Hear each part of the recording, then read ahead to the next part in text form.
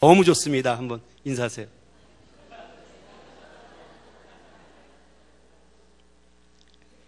세 사람이 그동안 살아온 삶을 마감을 하고 하나님 앞에 섰습니다.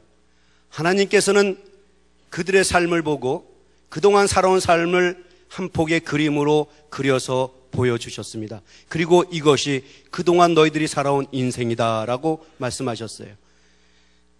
첫 번째 사람의 그림에는 모래사장 위에 한 사람의 발자국만 있는 그림이었습니다. 두 번째 사람의 그림에는 모래사장에 두 사람의 발자국이 있는 그림이었습니다. 그리고 마지막 세 번째 사람은 그 모래사장 위에 한 사람의 발자국과 굵은 선이 그려져 있었습니다. 그래서 첫째 사람이 묻습니다. 이것이 무슨 의미입니까? 라고 묻자 혹시 제가 홀로 외롭게 살았다는 것을 말씀하시는 겁니까? 그러자 하나님께서 이렇게 말씀하십니다. 이 발자국 하나는 네가 늘 살면서 나를 등에 업고 나를 모시고 살아온 삶이다. 잘하였도다 착하고 충성된 종아. 그러면서 무한한 상급을 약속해 주시고 부어주셨습니다. 두 번째 사람은 그럼 이 모래사장의 두 사람 발자국은 뭡니까? 늘 너는 나와 함께 살면서 동행하는 삶을 살았다. 잘하였도다 착하고 충성된 종아 하면서 또 은혜와 복을 내려주셨습니다. 마지막 사람이 묻습니다. 그러면 제 그림 속에는 발자국과 굵은 선이 있는데 이것이 무엇입니까? 너는 늘 항상 신앙생활하는데 뺀질뺀질거리며 신앙생활을 했다. 대충교회도 나오고 어떨 때는 주일날 푸른 초정에 가야 된다고 골프 치러 나가고 때로는 네 이기적인 마음으로 뭔가를 챙기려고 신앙생활을 하고 복받기 위해서 교회 나오고 복 안 주면은 그 다음에 자기 마음대로 행하고 그래서 내가 너를 질질 끌고 다니면서 신앙생활 시켰다. 그래서 이게 지금 굵은 글은 질질 끌려다닌 너의 발자국이다 라는 설명을 했습니다. 여러분 이 메시지가 뭡니까? 혹시 여러분들은 신앙생활을 이기적으로 하고 있지는 않습니까? 복받기 위해서 교회 나오고 아니면 뭔가 외로우니까 친구 만나기 위해서 교회 나오고 아니면 뭔가 섬김을 통해서 칭찬을 받고 내가 좀 드러나고 저 사람 참 대단하다 이런 만족감을 누리기 위해서 신앙생활하고 있습니까? 처음에 시작은 어떤지 상관없어요. 그러나 그 삶 속에서 점점점 나아져가는 삶이 있다면 하나님께서는 그것이 아름다운 모습이지만 10년이 지나고 20년이 지나도 계속 그 삶을 살고 있다면 그는 점점 썩어져가는 강팍한 성도로 보고 있단 말이죠. 저는 여러분들이 좀 섬기는 기쁨으로 섬기는 성도가 될 수 있기를 주의 이름으로 축원합니다. 탁월한 설교가이며 명설교가이며 로마서 주석의 대가인 마틴 로이드 존스, 제가 참 좋아하는 학자인데 이분이 소개한 이야 중에 아주 재미있는 실화가 있어서 여러분에게 소개합니다. 영국에서 일어난 일입니다. 크리스찬이라고 한 농부집에 경사가 났습니다. 이 농부가 집에서 한 소를 키웠는데 이 소가 두 마리의 예쁜 송아지를 낳았어요. 큰 재산이죠. 그래서 농부가 너무 기뻐서 야, 우리 집안에 이렇게 이제 두 마리의 아름다운 송아지가 태어났네. 그래서 너무 기뻐서 아내한테 달려갔습니다. 여보, 어젯밤에 그것도 새벽에 소가 예쁜 송아지 두 마리를 낳았어요. 얼마나 좋은지 모릅니다. 이 모든 것이 하나님의 은혜입니다. 그러니 우리 한 마리는 하나님께 드리고 한 마리는 우리가 가집시다. 아내도 흔쾌히 그러자고 했어요. 그래서 정성껏 키웁니다. 근데 몇 달이 지났는데 한 마리의 송아지가 죽었어요. 얼마나 까딱했습니까? 참 애기중진 키웠는데. 그래서 슬픈 얼굴 아내한테 와서 이렇게 말합니다. 여보, 큰일 났어요. 이 일을 어쩌면 좋죠? 하나님께 드릴 송아지가 죽었네요. 돈이 되는 것은 내 것이고 돈이 안 되는 것은 하나님의 것이라는 얘기죠. 여러분, 이 메시지를 통해서 우리는 뭘 느낍니까? 신앙생활하면서 신앙생활하는 것, 신앙생활하면서 내가 희생하는 것, 신앙생활하면서 내가 손해보는 건 원치 않는다는 것입니다. 예수 믿는 것은 오케이. 그러나 예수 때문에 내가 희생을 봐야 되고 손해를 봐야 되고 내 것을 내놓아야 되는 것은 no thanks, no way, 호세 그러나. 예. 그러니까 여러분들 예수 믿어서 축복받는 건 좋지만 예수 때문에 내가 희생을 치러야 되고 오해를 받아야 되고 억울함을 당해야 되고 내 것을 끄집어내서 하는 것이 신타라는 것입니다. 신앙생활하면서 자기를 위해서는 엄청나게 투자를 해요. 골프도 치는데 투자하고 뭐 맛있는 거 사면 돼도 열심히 투자하고 한 달에도 막 얼마나 투자인지 몰라요. 근데 매일 성경 하는 3살 자고 하는 그 우불 나가는 거는 아까워서 바들바들 떱니다. 그러면서 교회에서는 집사라고 하고 권사라고 하고 아니면 난 교회에서 많은 일을 했다라고 그렇게 얘기를 해요. 이렇게 여러분들 신앙생활하면서 많은 사람들이 섬긴다고 하지만 은근히 자기 것을 챙기면서 신앙생활하는 사람들이 참 많단 말이죠. 근데 여러분, 우리는 너무 어리석은 신앙생활을 하고 있단 말이죠. 그게 진짜 많은 것을 거머쥐고 많은 것을 쌓을 것 같지만 아니란 말이죠. 여러분, 성경 말씀 한번 같이 볼까요? 성경에서 뭐라고 말하는지 이렇게 말합니다. 한번 돌려주시죠. 마태복음 5장에서 하나님께서 제자들을 앉혀놓고 이렇게 말씀하십니다. 제자들이 이제 하나님을 위해서 사역하기 위해서 제자들을 삼습니다. 그리고 산상에서 세상에 나가기 전에 이런 말씀을 해요. 팔복에 대해서 쭉 얘기를 하는데 마지막 10절에서 이렇게 말합니다. 의를 위하여 핍박을 받는 자는 복이 있나니 천국이 저희 것임이니라. 할렐루야. 엄청난 큰 복이죠. 천국은 영원한 생명이 있어요. 영원한 면류가 안에 있습니다. 하나님께서 주신 영원한 축복들이 썩지 아니하고 그대로 있습니다. 그래서 너희 것들을 이 땅에만 쌓아두지 말고 저곳에서 쌓아두라. 거기는 도둑도 오고 동록도 없느니라. 그만큼 천국은 좋다란 말이죠. 의를 위해서 핍박받는 사람들, 교회를 위해서 수고하는 사람들, 너에게는 복이 있나니 천국이 너희의 것임이니라. 할렐루야. 그것뿐입니까? 뭐라고 얘기하십니까? 11절부터 보실까요? 우리 다 같이 한번 읽어보시죠. 다 같이 시작. 또 안 나오네요. 다 같이 시작. 나를 위하여 너희를 욕하고 핍박하고 거짓으로 너희를 거르려 모든 악한 말을 할 때에는 너희에게 본득이 있나니 기뻐하고 즐거워하라. 왜? 하늘에서 너희의 상이 큼이라. 할렐루야. 이게 진짜 복 아닙니까? 근데 우리는 세상 것을 취해야 그게 잘 사는 거라고 생각해서 손해보기를 싫어해요. 근데 그렇게 내려놓아야 베풀어야 하늘의 상이 큽니다. 저는 장담하건대 이은철 목사님에게는 하늘 상이 클 겁니다. 늘 베풀거든요. 제가 이런 얘기 하면 좀 낯가름스러운데 그냥 이해해 주시고요. 어저께인가요? 갑자기 반팔을 옷을 가져왔어요. 근데 뭐냐면 제가 더울까봐 이거 입으라고 혹시 안 갖고 왔냐고 제가 찜을 줄이기 위해서 왜냐면 짐 붙인 데도 25불 차지한대요. 그래서 줄이느냐고 그냥 와이셔츠만 갖고 왔는데 보통 집에서 이거 입으라고 그러면서 갖고 왔는데 낡은 걸 갖고 왔을까요? 새 것을 갖고 왔을까요? 태그가 붙었을까요? 안 붙었을까요? 할렐루야. 만약에 자기가 입던 거 갖고 왔으면 그래도 전 기뻤겠죠. 왜냐하면 신경 써줬으니. 근데 새 거를 골라서 가져온 그 마음 얼마나 감사한지 몰라요. 이게 이은철 목사님의 숨겨진 모습입니다. 사랑하는 성도 여러분, 저는 여러분들이 진짜 복이 뭔지를 알고 누리는 여러분 될 수 있기를 주의 이름으로 축원합니다. 근데 많은 사람들이 그런데 희생하기를 원치 않는단 말이죠. 그런데 오늘 본문을 보면 대가를 치르기를 싫어하는 모습과는 너무나도 다른 참된 헌신의 모습을 보여주는 한 여인이 나옵니다. 이 여인의 헌신에 주님은 크게 감동을 받으시고 크게 기뻐하시며 그 여인을 극찬하십니다. 그리고 그 여인을 헌신의 상징으로 세워놓습니다. 그것도 높이 세워놓습니다. 우리 한번 마가복음 14장 9절 말씀을 같이 한번 읽어보겠습니다. 마가복음 14장 9절 말씀 다 같이 시작.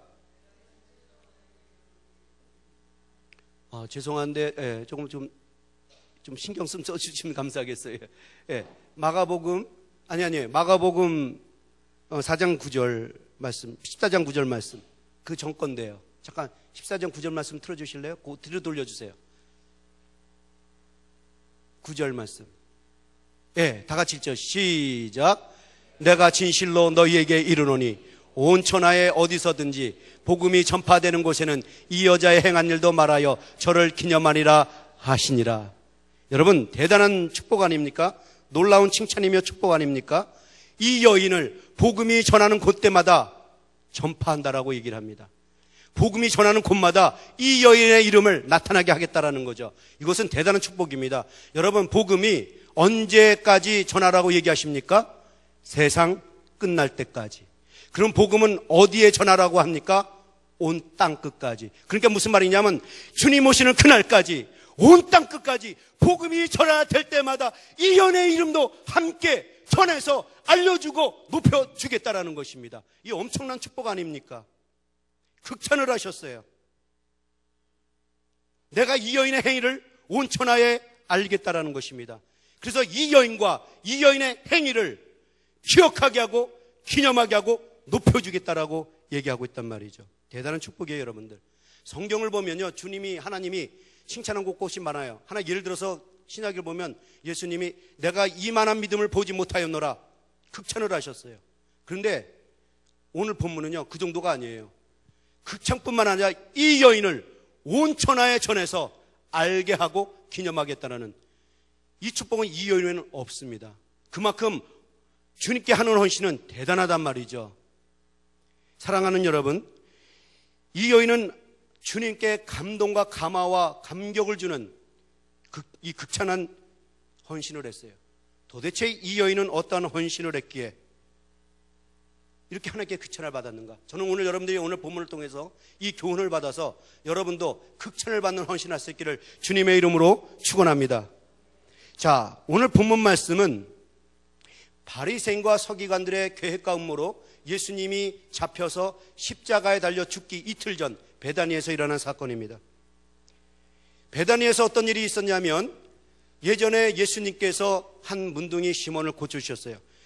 근데 그 예수님이 다시 그 베다니에 오시니까 그분을 생각하며 집으로 식사 초대를 합니다. 그때에 한 여인이 값비싼 향유를 들고 와서 예수님의 머리 위에 부었다라고 하는 것이 오늘 본문의 내용입니다. 근데 오늘 본문에 나오는 이 내용은 오늘 본문에만 나오는 것이 아니라 마태복음, 마가복음, 누가복음, 요한복음 모두 이 사복음서에 나옵니다. 왜 사복음서에 나오는지를 제가 좀 이따 설명을 하겠고요. 어쨌든 이 사복음서에 나왔는데 이 내용을 보면 조금씩 달라요, 내용들이요. 예를 들어서 인물변에 볼 때 인물이 다릅니다. 마태복음과 마가복음에서는 문둥이 시몬이라고 얘기하는데 누가복음에서는 바리새인이라고 해요. 그리고 요한복음에서는 그냥 이름을 빼뜨렸습니다. 또 반면에 마태복음과 마가복음에서는 값비싼 향유를 부었다라고 얘기를 하고 있는데 누가복음과 요한복음에서는 값비싼 향유뿐만 아니라 눈물을 흘리고 머리를 풀어서 예수의 발을 씻었다라고도 얘기를 합니다. 그리고 마태복음, 마가복음에서는 예수님께 값비싼 향유를 예수님의 머리에 부었다라고 얘기하는데 누가복음에서는 그냥 부었다라고 얘기하고 요한복음에는 예수님의 발에 부었다라고 얘기합니다. 너무나도 다르기 때문에 이 자유주의 신학자들은 이 사건은 서로 다른 사건이라고 얘기를 합니다. 그런데 이것은 서로 다른 사건이 아니라 동일한 사건입니다. 이거는 하나의 픽션도 아니고 꾸며낸 이야기 아니라 사실인데 이것은 동일한 사실이었어요. 그럼 왜 서로 이렇게 다른가? 저자들이 가르치는 대상을 놓고 포커스를 뒀기 때문에 다른 거예요. 예를 들어서 누가복음에서는 바리새인들고 책망하기 위해서 이 단어를 쓴 거예요. 그래서 그들을 향해서는 바리새인이라고 얘기를 한 거고, 예를 들어서 마태복음, 마가복음에서는 예수님의 머리에 향유를 부었다라고 얘기하는데 요한복음에서는 발에 부었다라고 얘기하거든요. 근데 여기에 답은 누가복음에게 있어요. 누가복음에서는 그냥 부었다라고 얘기했어요. 이 말이 뭐냐면 값비싼 향유를 머리부터 충만하게 부었기 때문에 그 값비싼 향유를 머리를 타서 몸을 타서 발로 흘러내리는데 저자들이 그걸 보고 아하, 머리에 부었구나 한 건 머리에 초점을 뒀기 때문이고 발을 보니까 발까지 향유가 내려온 거 보고 발에 부어졌구나 라고 얘기한 거고, 누가복음은 누가 저자는 전체를 보고 예수님께 그냥 부었다라고 얘기를 한단 말이죠. 그래서 여러분들 오늘 나오는 이 사건, 마가복음에 나오는 이 사건은 사복음서를 함께 동시에 봐야 정확하게 이해할 수 있다는 것입니다. 그러니까 이 여인이 왜 예수님께 이런 행동을 했는지, 예수님을 향한 그녀의 마음이 어떠했는지, 왜 향유를 부었는지 정확하게 알 수 있다는 것입니다. 그것을 이제 좀 전에 풀어가서 설명할 텐데, 이 전체 내용은 결론은 뭐냐? 사복음서의 포인트는 뭐냐? 대단한 헌신을 했다라는 거예요. 극찬받을 헌신을 했다란 말이죠. 대충 적당히 기름 한 방울 뿌려놓고 나 헌신했다라고 하는 것이 아니라 자기의 전부를 드리는 헌신을 했다라는 것입니다. 이것을 사복음서가 우리에게 보여주면서 오늘날 우리 성도들이 이것을 보고 뭘 배우느냐? 그렇다, 우리도 하나님이 극찬하시는 헌신을 할 수 있다라는 것을 보여주기 위해서 한 거라는 거예요. 나도, 여러분도, 이은철 집사도, 여기 장로님들도, 나도 이 여인처럼 하나님을 기쁘시게 하며 하나님을 감격게 하며 극찬받는 헌신을 할 수 있다. 그것을 너희들도 알아라 라고 주셨단 말이죠. 그래서 여러분들이 오늘 이 말씀 듣고 그녀는 그랬네, 참 대단한 여인이었네, 끝! 이게 아니란 말이죠. 내가 그것을 통해서 그렇다, 나도 할 수 있느니라 하면서 그 헌신의 자리로 나가야 한단 말이죠. 사랑하는 성도 여러분, 저는 오늘 이 시간 오늘 본문에서 주시는 내용을 또 교훈을 가슴에 담아서 이 여인은 도대체 어떠한 헌신을 했길래 하나님께서 그렇게 극찬을 받으셨을까? 극찬을 하셨을까? 그렇게 감동하시며 기뻐하시며 그렇게 사랑스러운 마음으로 극찬하셨을까? 이것을 알아서 여러분들도 진심으로 헌신을 해서 하나님을 기쁘게 하고 이 교회를 살리는 여러분 될 수 있기를 주님의 이름으로 축원합니다. 자, 그러면 첫 번째로 이 여인의 헌신은 어떠했길래 하나님이 그렇게 감동을 받으시고 극찬을 했을까? 이 여인의 헌신은 아름다운 헌신이었기 때문에 그렇습니다. 이 여인의 헌신 속에는 아름다운 사랑이 동반됐어요. 도대체 이 여인이 어떻게 했길래? 여러분 오늘 성경 말씀을 보실까요? 마가복음 14장 3절 6절 다 같이 보시겠습니다. 다 같이 시작.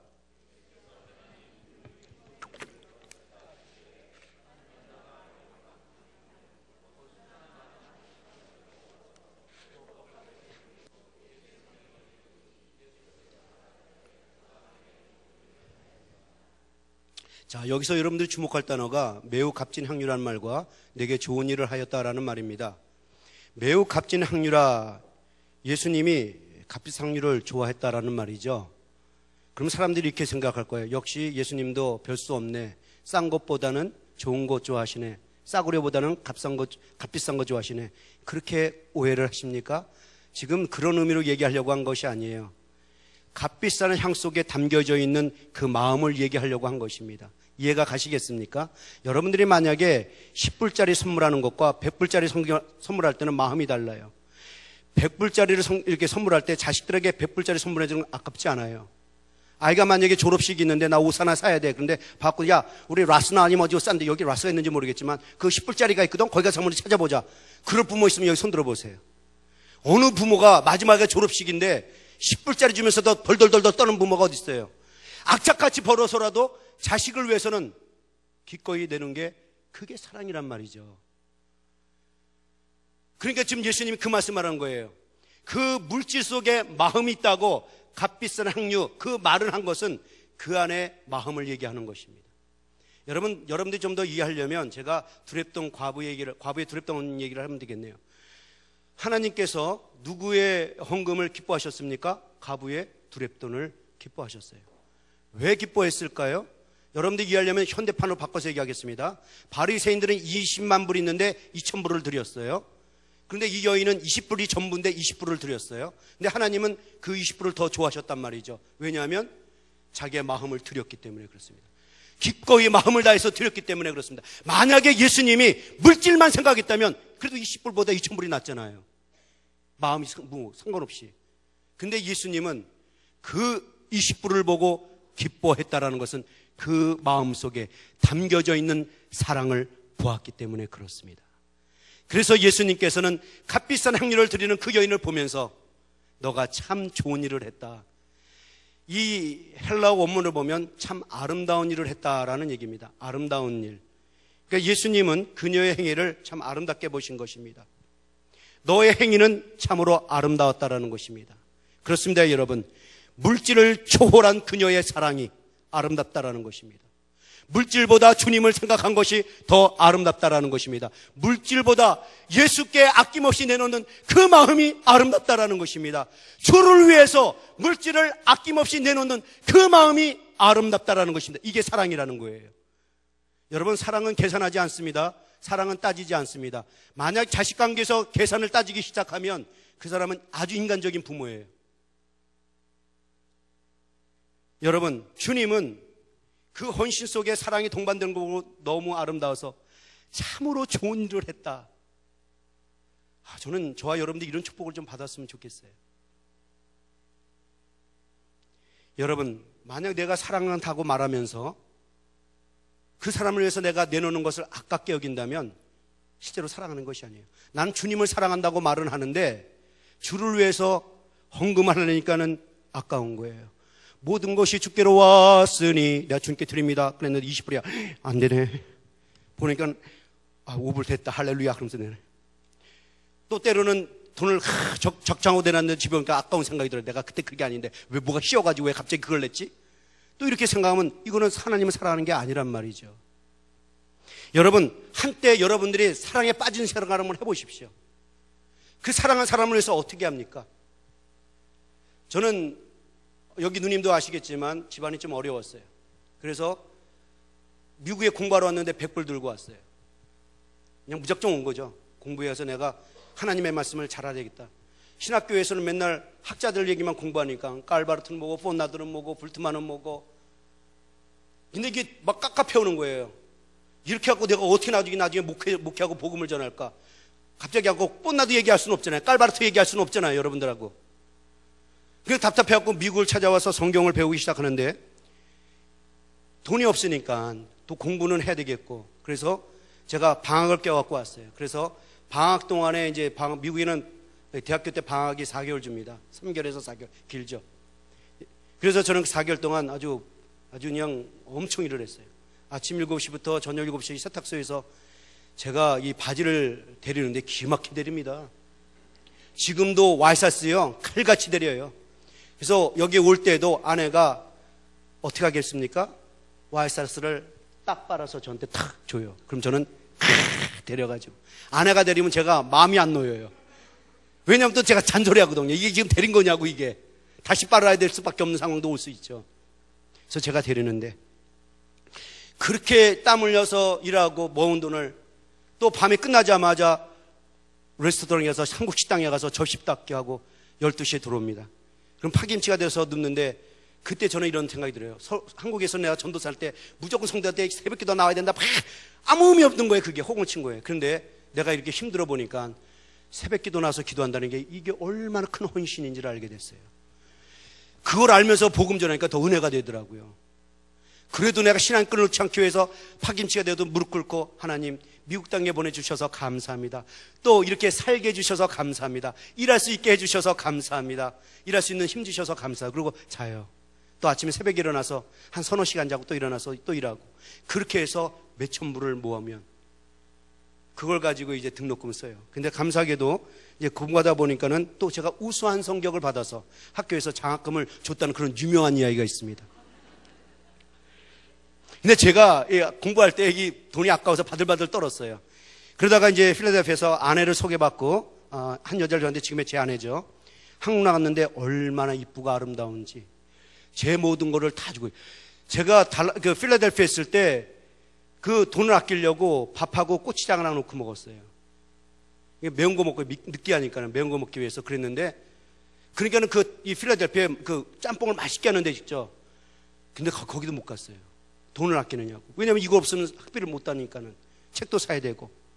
그래서 돈을 바들바들 댔는데 한국에 나갔는데 아내를 만나니까 모든 걸 다 사주고 싶더라고요. 루비똥, 베네똥, 똥이란 똥을 사줄 수는 없지만 아내가 원하는 거 사줬어요. 떡볶이도 사주고, 오뎅도 사주고, 꼼장어도 사주고, 번데기도 사주고, 순대도 사주고, 아깝지 않게 다 내줬다는 그런 또 유명한 이야기가 있습니다. 사랑하는 사람을 위해서는 계산하지 않고 냈는 게 그게 정상이죠. 당연한 거죠. 주님을 사랑한다고 하면서 헌신하는 게 부담되고, 주님을 사랑한다고 하면서 기도 자리에 나가는 게 부담돼서 이 모임에 있는데, 기도 모임이 있는데 나오지도 못하고, 집회가 있는데 나오지도 못하고, 한번 나와준 거 대단한 것처럼 얘기하고, 목사님 나 오늘 나왔어요, 이런 분들도 있고, 주님 보시기엔 너무 안타깝단 말이죠. 지금 내가 귀한 생명을 바쳐서 너를 살려놨는데 기껏 한다는 소리가 나 오늘 나왔어요. 내가 이 정도 했어요. 라고 하고 있으니 얼마나 깝깝합니까? 하나님 보시기에도. 사랑은 따지지 않습니다. 물질을 개의치 아니하고 기꺼이 냅니다. 누가 어렵다면은 그 성도를 향해서 눈물을 흘리며 끄집어냅니다. 저희 교회는 그런 분들이 꽤 돼요. 그래서 제가 사는 겁니다. 힘들다면 자기 돈을 꺼내서 그 사람한테 몰래 지어주고, 근데 저한테 줘요. 목사님 신방 갈 때 좀 드리라고. 누군지는 얘기하지 말라고. 만약 복사기가 문제가 생기면 어느 권사님이 3,000불을 내면서 복사기 사라고. 이번에 프로젝트가 하나 망가지니까는 어떤 분이 또 5,000불 내면서 프로젝트 사라고. 그런 분들이 있으니까 사역이 돌아간단 말이죠. 참 저는 그거 볼 때요, 목회 보람이 있어요. 힘이 나요, 진짜. 막 힘이 나요. 그런데 막 교회 나오는 것자도 막 힘들어서 그리고 뭐 트집 잡아요. 안 나오려고 일부러 더 트집 잡는 분들도 있어요. 목사가 설교할 때 침 튀겨서 그랬다라든가. 그러니까 이게 이거 안 되는 거 가지고 얘기를 하는 경우도 있단 말이죠. 여러분, 사랑에 빠진 사람들은 물질만 내는 것이 아니라 시간도 내놓습니다. 아깝잖아요. 사랑하는 사람과 하루 종일 있어도 그 하루 종일 있는 게 아깝잖아요. 오히려 헤어지려면 아쉬워하는 게 이게 정상 아닙니까? 뭐 사랑을 해봤어야 하시죠. 이게 정상이에요, 내놓는 거. 여러분, 제가 지금 여러분들에게 무슨 말을 하느냐? 사랑은 물질을 초월하고 시간을 초월하고 대가를 초월하고 계산을 초월합니다. 특별히 내가 사랑하는 사람이 죽어가고 있다면 그 사람을 위해서는 무엇인들 못 내놓겠습니까? 그 사람이 마지막 보내는 순간에 있기 위해서는 내가 그 자리에 떠나지 않고 계속 손을 붙들고 있는 것이 그 마음이 사랑이며, 그것을 위해서 약이라는 약은 다 쓰고 싶고 병원이라는 병원은 다 찾아다니고 싶고 어떻게든 살리고 싶은 것이 그게 사랑 아닙니까? 낭비라고 생각하지 않아요. 쓸데없다라고 생각하지 않습니다. 근데 지금 이 여인이 주님이 죽는 날을 알지는 못했는지 어떻게든 모르지만 그 장사를 앞두고 행했기 때문에 예수님은 그만두라. 내가 죽는 날을 예비한 날이다. 너무너무 좋은 날을 했다. 좋은 일을 했다. 여러분, 거기에 화면에 나오는지 모르겠지만 사실주의의 소설가 선구자인 오노드 벨자크가 이런 말을 했습니다. 사랑은 모든 것을 바친다. 그러나 오직 사랑하는 사람에게만 바친다. 이게 맞는 얘기거든요. 사실주의니까 사랑은 바친다. 누구에게요? 오직 사랑하는 사람에게만. 그렇다면 이것을 우리가 한번 영적인 시각으로 보자는 얘기예요. 정말 내가 사랑한다라면 해야 되는 거 아닙니까? 우리 말로네요. 이 교회는 주님의 핏값으로 세운 교회입니다. 이 교회는 주님의 몸입니다. 말은 하는데 실제로는 안 한단 말이죠.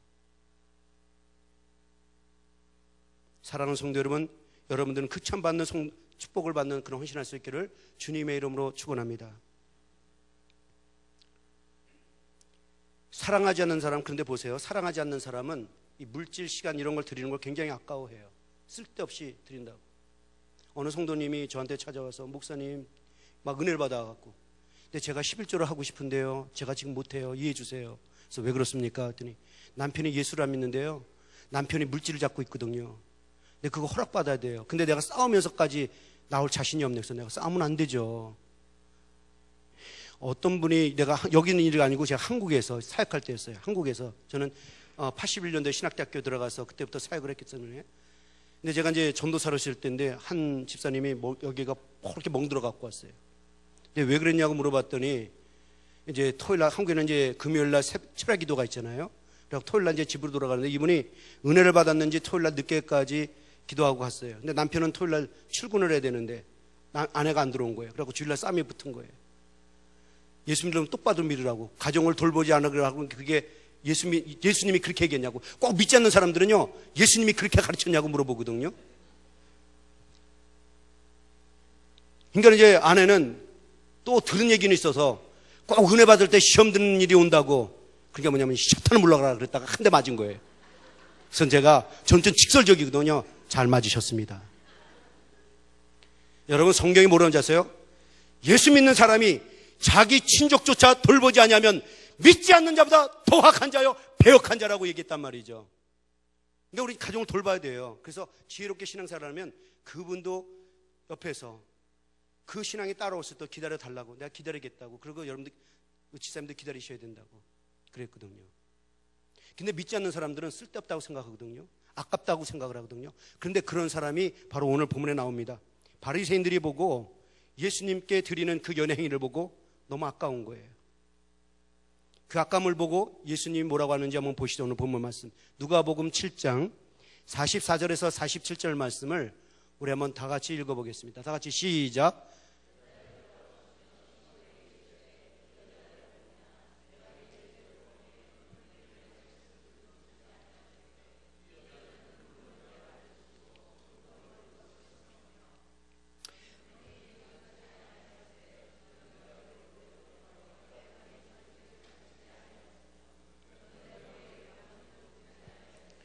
저는 향유를 내 발에 부었느니라.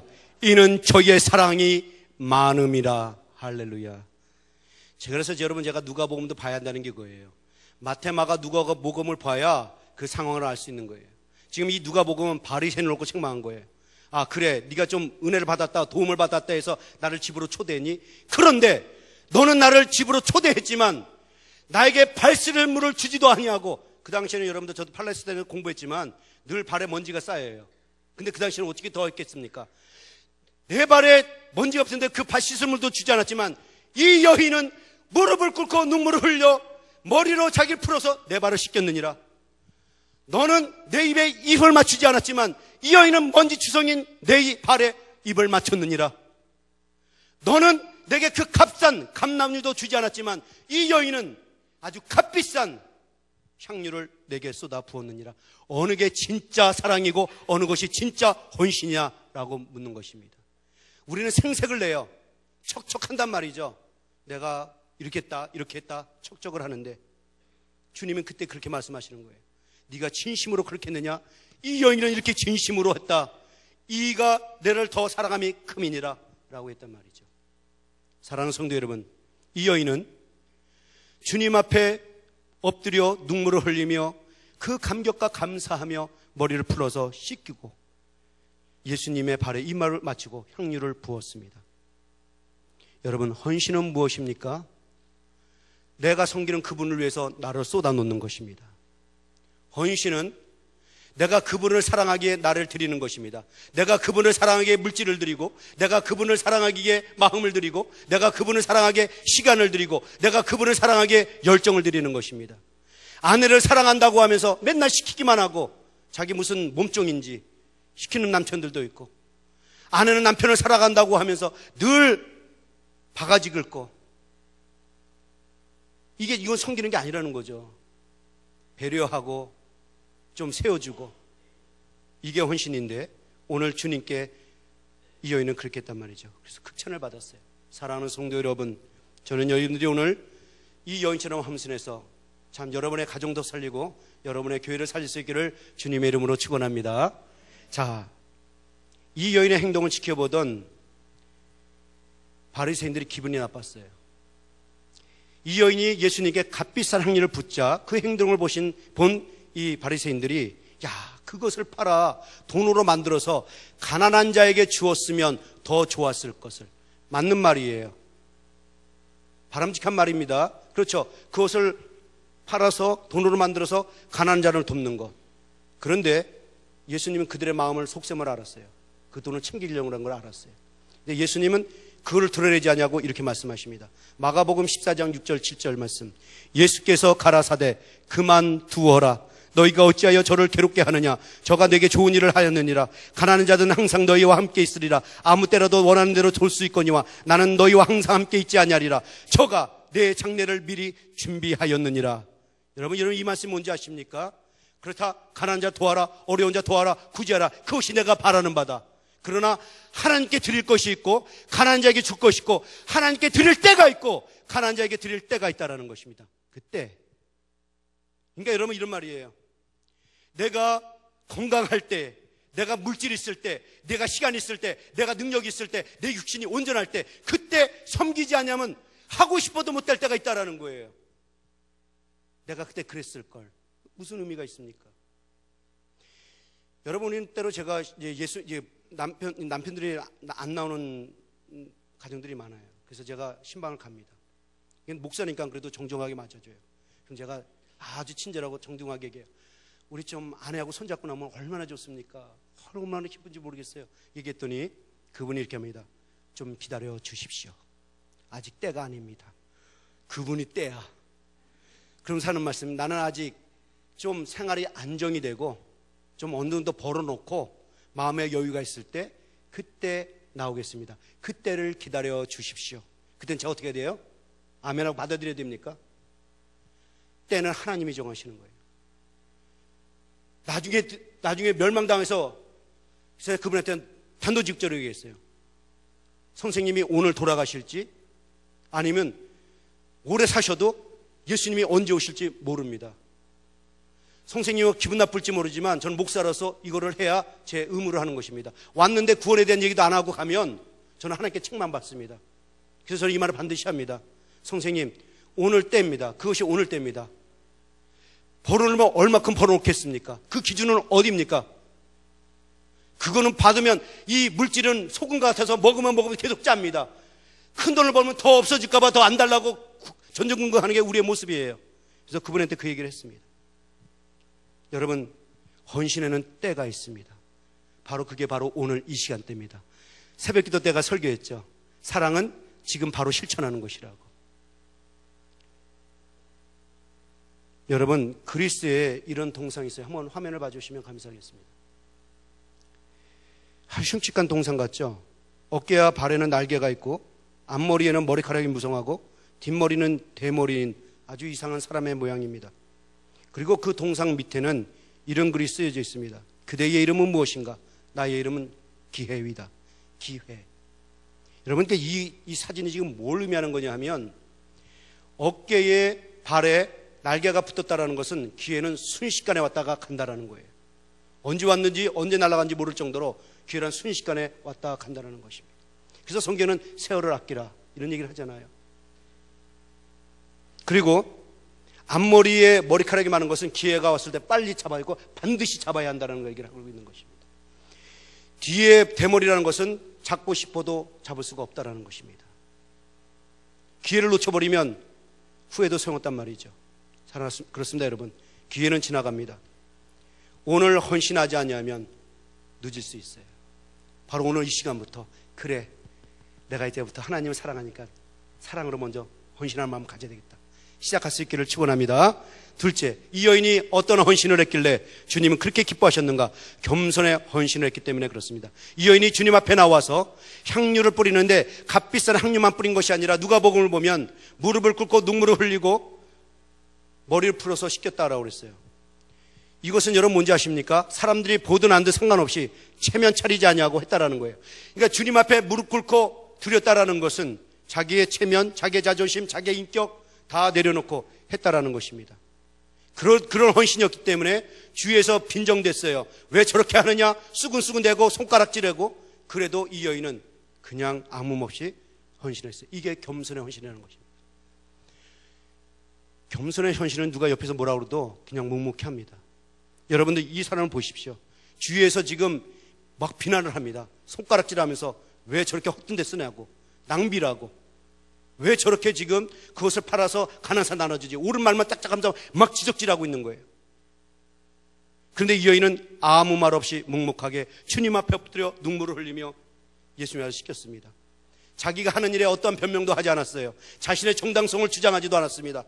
자기가 하는 일이 옳다라고 목을 뻣뻣이 세우며 주장하지 않았습니다. 이 여인들 억울하지 않겠습니까? 이 여인들 왜 말하고 싶지 않겠습니까? 내가 하는 것은 옳은 거라고, 난 주님을 나한테 은혜로 받았기 때문에 이렇게 할 수밖에 없다라고 왜 말하지 않겠습니까? 근데 여러분, 이 여인의 헌신의 목적은 주님께 있는 것이지 사람에게 있는 것이 아니었기 때문에 그렇다는 것입니다. 주님을 기쁘게 하게 드린 거지 사람을 기쁘게 하려고 한 것이 아니에요. 사람한테 좀 알려주기 위해서 나를 좀 알아주길 바라고. 그러면 여러분들 시험이 오기 시작해요. 내가 헌신했는데 안 알아주면 섭섭해하고. 그런데 어떤 분은 꼭 이렇게 지혜롭게 얘기하는, 내가 이런 말을 꼭 안 하려고 그러는데, 내 입으로 안 하려고 그랬는데 나 이런 거 했는데 남한테 얘기하지 마. 참 지혜롭게 참 얘기도 잘해요. 여러분,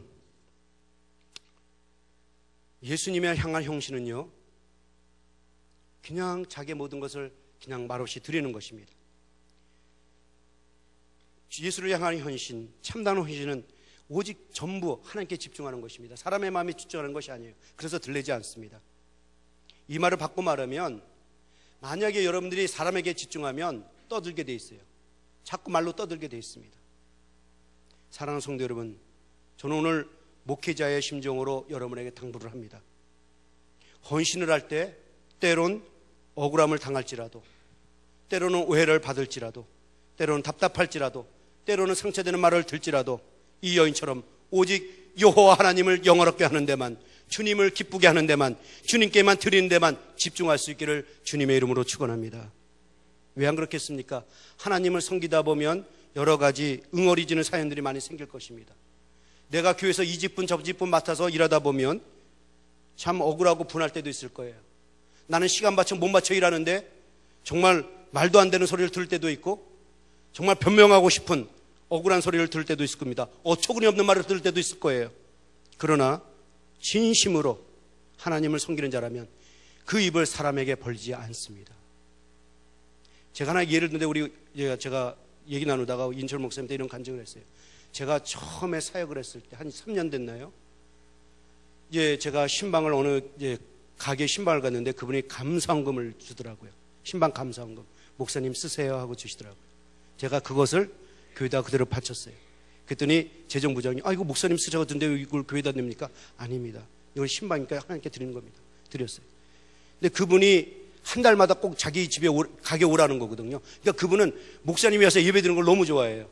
그래서 한 달마다 그렇게 했는데 갈 때마다 주시는 거예요. 그걸 1년 동안 하니까 딱 1년 지나니까 어떤 말이 오냐면, 목사님은 돈 주는 데만 간다.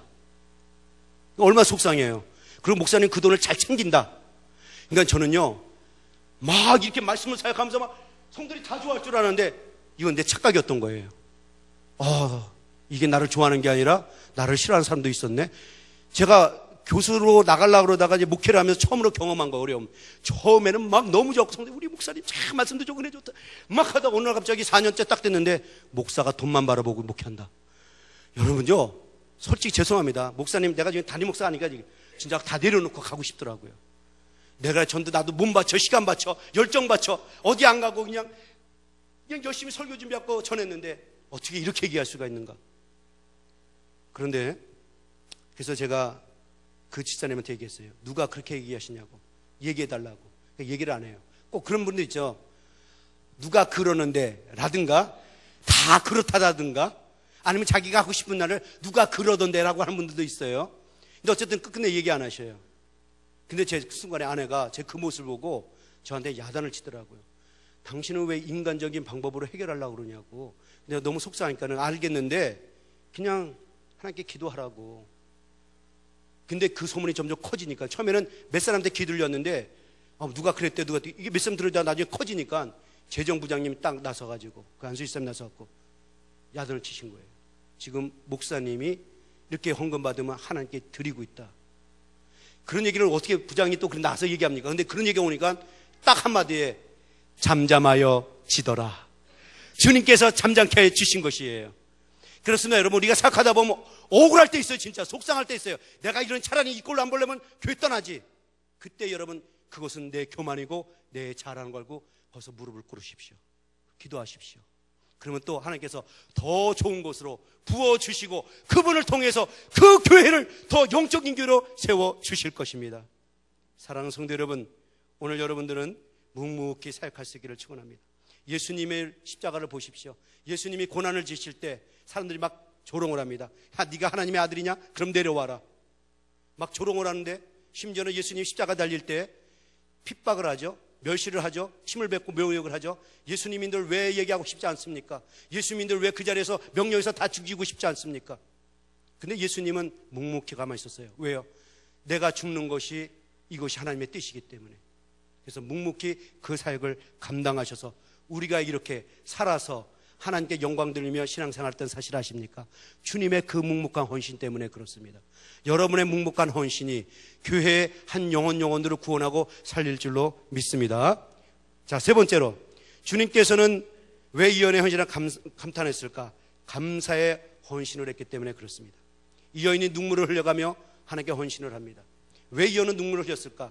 누가복음 7장을 보면 이 비유를 앞서 탕감의 비유를 얘기를 합니다. 예를 들어 오늘날 말하면 5만 불을 빚졌고 10불을 빚졌는데 만약에 다 탕감해주면 누가 더 기뻐하겠느냐? 당연히 5만 불이죠. 그런 얘기를 합니다. 그렇다 죄사함을 크게 받은 사람은 크게 기뻐할 것이고, 자기 죄는 그러니까 쓰쓸만하지 이렇게 적당히 생각하면 그 정도 헌신한다는 거예요. 여러분들이 나는 이 큰 죄인인데 어찌 나를 이렇게 용서해 주셨습니까? 이 큰 애가 있으면 그 큰 은혜만큼 헌신을 한다는 겁니다. 이 여인은 그런 마음으로 헌신을 했다라고 지금 예수님은 말씀하십니다. 그렇습니다, 여러분. 저는 여러분들이 이 여인처럼 좀 눈물을 흘리며 헌신했으면 좋겠어요. 나 같은 죄인을 어떻게 이렇게 살려주셨습니까? 나 같은 죄인을 어떻게 하나님의 자녀로 삼아주셨습니까? 그 감사함으로 여러분들이 좀 헌신을 했으면 좋겠어요. 여러분들, 이 감사의 눈물이 젖어 있지 않으면 여러분들이 아무리 많은 걸 가지고 있고 시간도 있고 물질도 있어서 하나도 내놓지 않습니다. 감격이 있어야 돼요. 오늘 여기서 예배 드릴 때 모든 준비하는 찬양팀들, 예배위원들, 앞에 나서 이렇게 주보를 나눠주고 또 와서 식사 당번을 하시는 분, 이 모든 분들이 은혜의 감격이기 때문에 그 마음으로 섬기는 것이에요. 사랑하는 성도 여러분, 여러분도 그렇고 찬양팀도 그렇고 모든 분들도 이 은혜의 감격이 없으면 이 예배는 온전히 드려지지를 못합니다. 이 예배가 살아있는 예배가 되기를 원하십니까? 기쁜 예배가 되기를 원하십니까? 오늘 여러분들이 이 감사의 은혜가 있기를 축원합니다. 오늘 이 자리에 앉혀서도 말씀을 사모하는 사람들 눈빛들 보며 은혜가 있어요. 아내가 종종 이런 말을 합니다. 시간이 빨리 가서 참 좋다고. 저는 그럼 깜짝 놀라요. 왜 시간이 빨리 가서 좋냐 그랬더니 하나님 앞으로 빨리 갈 수 있어서 좋다라고 얘기를 합니다. 그래서 나는 내가 너무 안때 못했나 이런 생각이 드는데, 왜 그러냐니까는 오래 살아있으면 죄를 더 많이 짓기 때문에 차라리 이 죄성 가진 인간 빨리 죽어서 그나마 덜 죄 짓고, 그래서 이런 얘기 저런 얘기 하면서 살아서도 좋고 죽어서 좋은 사도 바울이 얘기를 했어요. 왜냐하면 살아있으면 물론 죄도 짓지만 성숙해져 갖고 더 하나님이라 있어서 좋고, 죽으면 바로 죄 더 안 짓고 하나님 가서 좋고. 근데 제가 그 말을 들으면서 갑자기 얼굴이 뜨거워지기 시작합니다.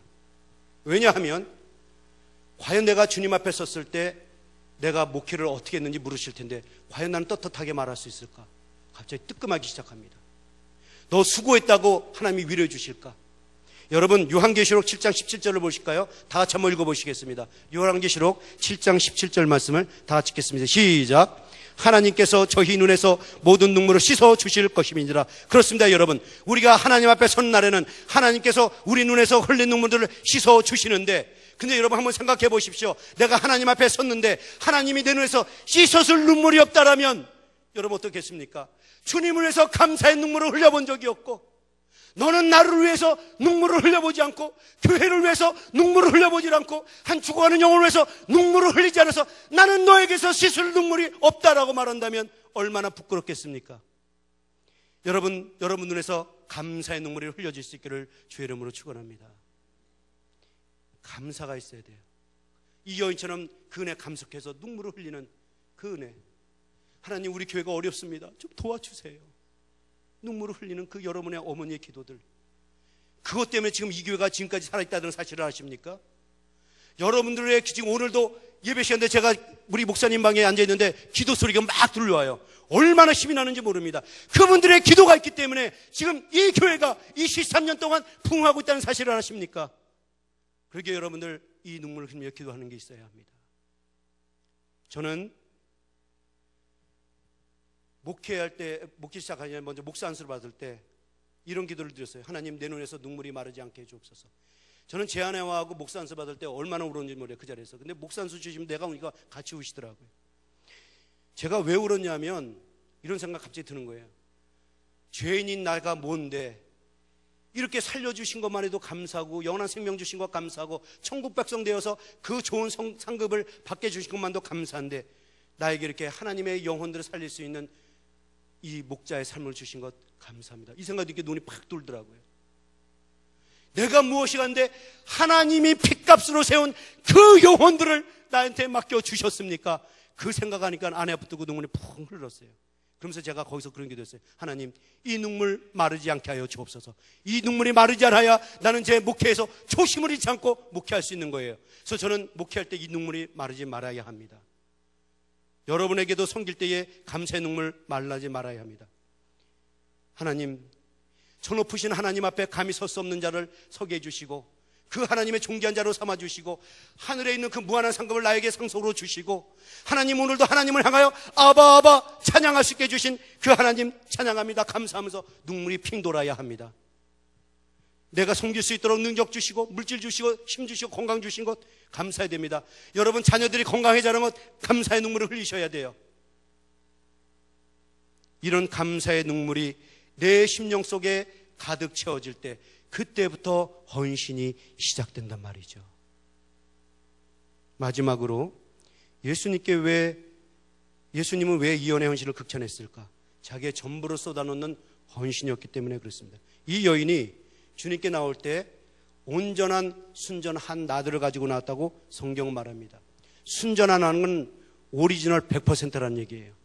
나드란 얘기는 향나무의 뿌리에서 나오는 향기로운 점액성 액체입니다. 근데 이게 왜 비싸냐면 이것은 팔레스타인에서 나는 게 아니라 인도의 근처에 있는 히말라야 산맥에서 나는 건데 그것을 수출해서 오는 거기 때문에 비싼 거예요. 이 한 나드가 300데나리온이라고 성경은 얘기하고 있습니다. 300데나리온. 300데나리온 얼마냐? 한 데나리온이 젊은 사람들의 하루 품삯이에요. 그러니까 오늘날 여러분들의 하루 품삯이라고 생각하면 돼요. 하루 여러분들 얼마나 버는지 그게 여러분 생각하면 됩니다. 그 하루의 수입을 1년치 거를 드렸다는 거예요. 어떤 분은 장사해서 2,000불을 버는지 모르겠어요. 어떤 분은 3,000불을 버는지 모르겠어요. 그래서 1년 버니까 3만 불이에요. 그 3만 불을 그대로 하나님께 갖고 와서 드렸다라는 것입니다. 전부를 드렸다는 단어를 성경은 이렇게 표현해요. 옥합을 깨트렸다라고 얘기합니다.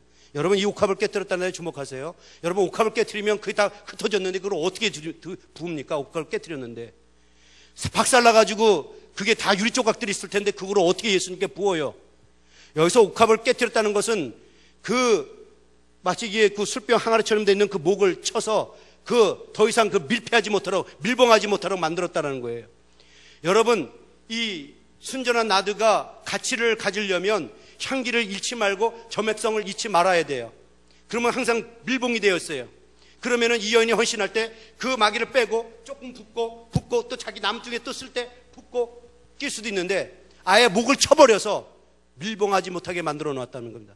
그러니까 무슨 말이냐? 내가 오늘은 이것은 전부 하나님께 드리겠다라는 헌신이었단 말이죠. 이 순간만큼은 내가 이것을 다 하나님께 드리겠다는 것입니다. 그것이 예수님은 너무 그 마음이 귀했다라는 것입니다. 이것은 아무나 할 수 없다라는 거예요.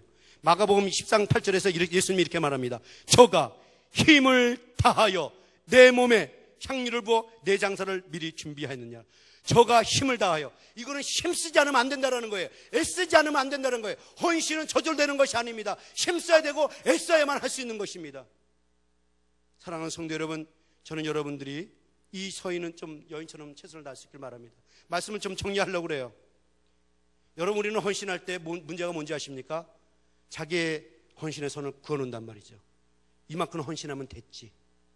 그보다 넘어지려면 내가 해야 돼 말아야 돼 이런 고민에 빠지게 되고, 그것보다 넘어지면 손해본 것 같고 나만 하는 것 같아서 속상한 것 같고, 이게 신앙의 병을 만들어 놓는단 말이죠. 신앙의 병을 만들어요. 헌신의 열정을 뺏어가요. 여러분 절대로 내 최선의 선을 긋지 마세요. 하나님이 기뻐하시고 원하시지 그거부터 먼저 생각해야 한단 말이죠. 사랑하는 성도 여러분, 오늘 이 시간 주님처럼 좀 헌신할 수 있기를 바랍니다. 주님은 십자가 위에서 자기 몸을 깨트려서 피와 물과 모든 것을 다 쏟아 부으셨습니다. 이제는 우리가 우리의 옥합을 깨트릴 차례입니다. 우리의 시간의 옥합을 깨트리십시오. 우리의 물질의 옥합을 깨트리십시오. 우리의 열정의 옥합을 깨트려서 주님께 드려 그것을 보는 성도들로 하고 열정이 생길 수 있도록 축복합니다. 여러분 인간적인 말만 계속하는 교회는 그것이 계속 그 교회의 분위기예요.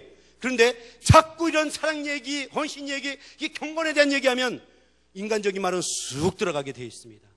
저는 이런 교회가 되기를 주의 이름으로 축원합니다. 우리 다 같이 찬양하겠습니다. 찬송가 우리 마음 먹고는 헌신하는 마음을 좀 드렸으면 좋겠어요. 우리 214장 우리 한번 같이 찬양하겠습니다.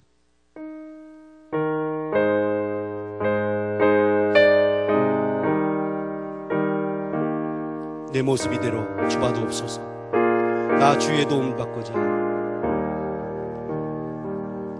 나 주의 도움 받고자 주 예수님께 빕니다. 그 구원 허락하시사 날 받아주. 내 모습 이대로, 내 모습 이대로 주 받으옵소서. 날 위해 돌아가신, 날 위해 돌아가신 주. 날 다 같이 일어나서 우리 다시 후렴만 내 모습 이대로 드립시다. 내 모습 이대로 주 받으옵소서. 주 받으옵소서. 날 위해 아버지여 나를 드립니다. 나의 물질을 드리고 나의 시간을 드립니다. 다시 한번 내 모습 이대로 하나님 내 신을 드립니다. 이젠 내 생각 내 모든 것 다 드립니다. 이제는 계산하지 않겠습니다. 따지지 않겠습니다. 그냥 주님이 하라는 대로 내 생각 다 드리겠습니다. 내 물질 드리겠습니다. 주여 도와주옵소서. 날 위해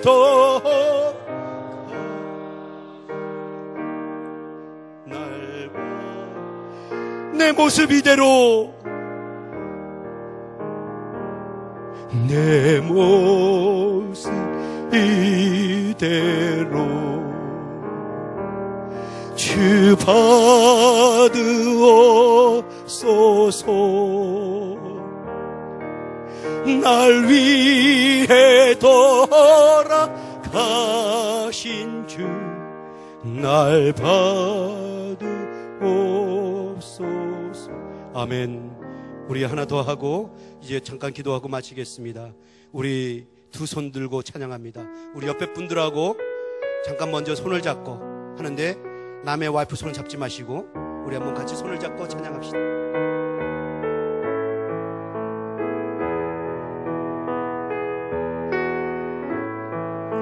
두 손 들고 찬양합니다. 다시를 왕 여호와께. 아멘. 두 손 들고 찬양합니다. 다시 오실 왕 여호와께. 오직 주만이 나를 다스리네. 두 손 들고 찬양합니다. 다시 오실 아멘. 여호와께 오직 주만이 나를 나 주님만을 섬기리. 나 주님만을 섬기리. 헛된 마음 버리고 성령이여 내 영혼 충만하게 하소서. 충만하게 하소서. 주님 앞에 내 생명 나 주님만을 섬기리. 나 주님만을 섬기리. 헛된 마음 버리고 성령이여 내 영혼 충만하게 하소서. 주님 내 생명들이. 여러분 이 시간 눈을 꼭 감으시고